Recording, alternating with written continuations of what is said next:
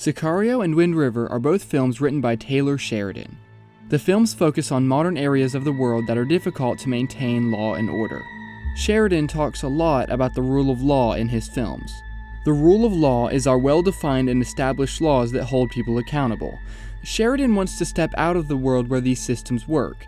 Sicario and Wind River work together thematically to raise questions and answers about how justice should work in these areas of the world. Sheridan's first film, Sicario, focuses on Kate Macer, a by-the-book FBI agent that has been cleaning up the Mexican cartel's mess in Arizona. Kate is given an opportunity to hit the cartel where it hurts. She volunteers for a CIA task force that is going to extract a cartel boss. But she soon learns that she is being kept in the dark and that things are not as above board as they seem. Ever been to Juarez before? No. We're going to El Paso, right? Yeah, Kate parallels the character of Jane Banner, one of Wind River's main characters. Like Kate, Jane believes in the rule of law. The experiences both characters go through makes them question their predetermined understandings of how the world works. Nothing will make sense to your American ears. And you will doubt everything that we do. You have 6 officers on your entire force to cover an area the size of Rhode Island. Yes, I know that. These new worlds that Kate and Jane walk into are harsh and unforgiving. In the case of Kate, she watches CIA operatives kill on Mexican soil with no repercussions. This is going to be on the front page of every newspaper in America. No, it won't. They won't even make the papers in El Paso. In the case of Jane, she sees how forgotten the Native Americans are and how little support they are given. Shouldn't we just maybe wait for some backup? Well, this isn't a land of backup, Jane. This is a land of you're on your own. Both Kate and Jane are accompanied by someone who has a deep understanding of these worlds. Kate has Alejandro and Jane has Corey. Many of the differences between the overall themes of the two films sit in these two relationships. Alejandro always keeps Kate in the dark.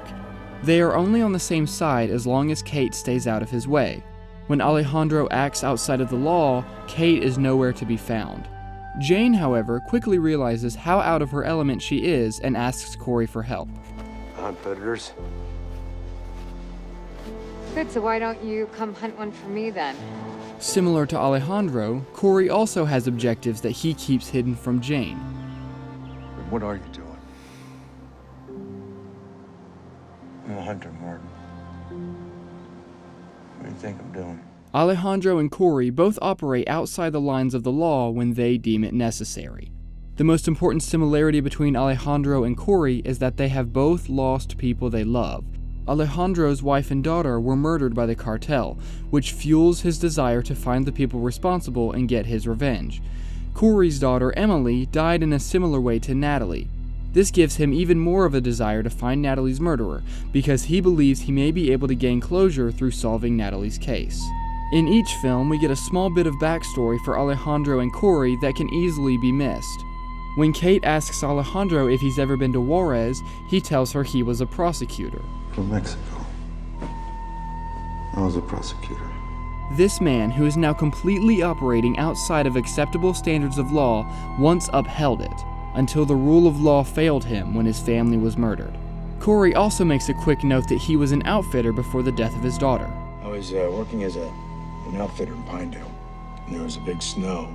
After her death, he was never able to find peace because he never knew what happened to her, so he became a hunter of predators, hoping that this would help his pained soul. As the two films progress, Kate and Alejandro are driven farther and farther apart, while Corey and Jane are driven together.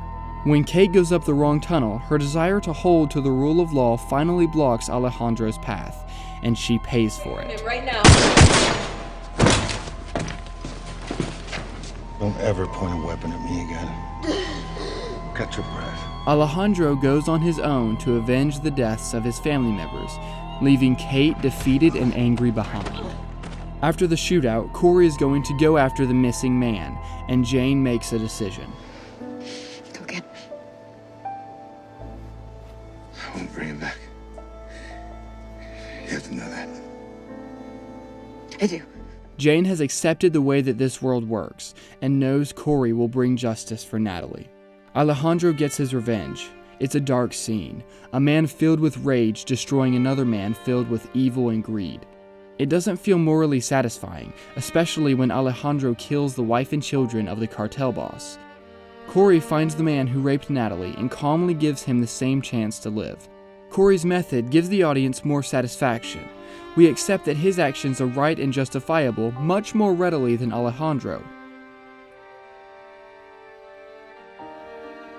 The last interaction between these two pairs of characters illuminates the themes and the change, or the refusal of change, that took place. You will not survive here.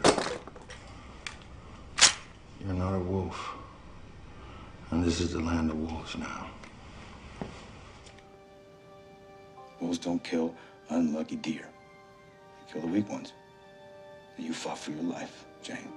What the film seemed to suggest is that there is only survival and justice by denying the poorly created rule of law that we all live under, a system that doesn't seem to work when life is about survival.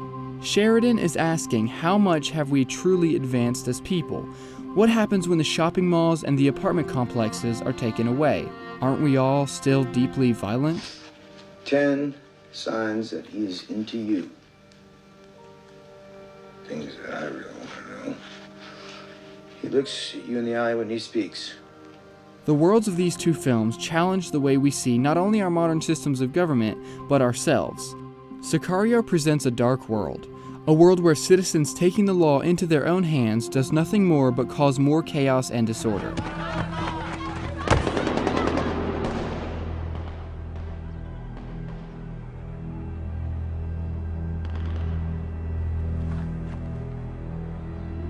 But Wind River seems to make a different argument. It shows us a version of reality where justice must be carried out by a citizen because of the apathy or inability of law enforcement. Wind River focuses on the necessary aspects of violence and the different ways in which justice can be served. Thanks for watching.